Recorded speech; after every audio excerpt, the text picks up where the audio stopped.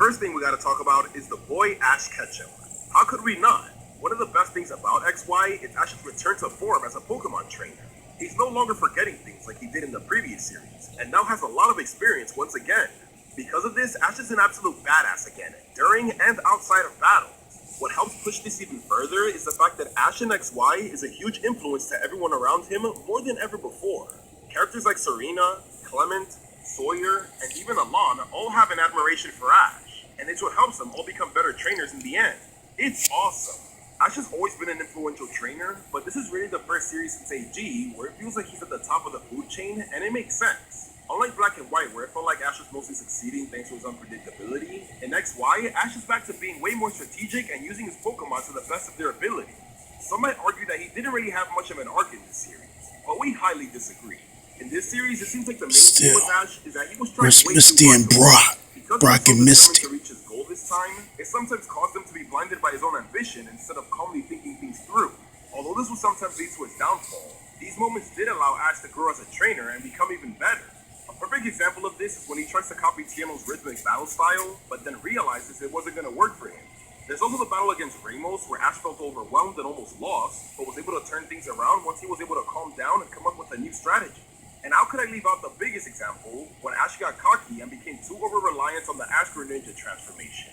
The minute he started to focus more on the power of the transformation instead of being in sync and working with Greninja, was the moment he began to fail and eventually doubt himself. But thanks to a certain person, Ash was able to snap back to reality, master the transformation, and finish his Kalos run as a way better trainer than the one he started off as. This kid's got a lot of style. Speaking of style, let's talk about battles. Holy, these battles. For the first time, the battles in Pokemon have 3D camera, and it looks amazing. The choreography shows how cool some Pokemon move mid-battle, as well as show the skills and strategy of the trainers. That's right, these battles aren't just a pretty face. In the gym battles especially, Ash shows the combos he's learned in all of them, like maintaining balance on a thin ice battlefield, jumping on rock tombs, breaking Trick Room, and timing Future Sight.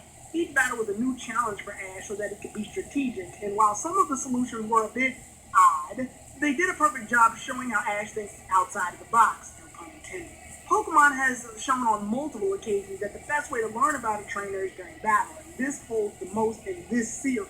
You can see the growth in battles, like when Clement came back to the Lumio's gym and battled Quimbot with Bunnelby and beat his experienced Heliolisk using out-of-the-box combos he learned from watching Ash. One of my favorite moments is when James's Inkay blinded Pikachu and Ash was Pikachu's eyes for the battle. If you watched the OG series and saw how Pikachu was useless in that fight against Coughing under the same conditions, it really shows us how Ash has grown as a trainer, or how Serena was disguised as Ash and was able to hold her own against Jimmy with his Pikachu. This was the series where action definitely spoke louder than words, and for Ash and his team, they had a lot to say.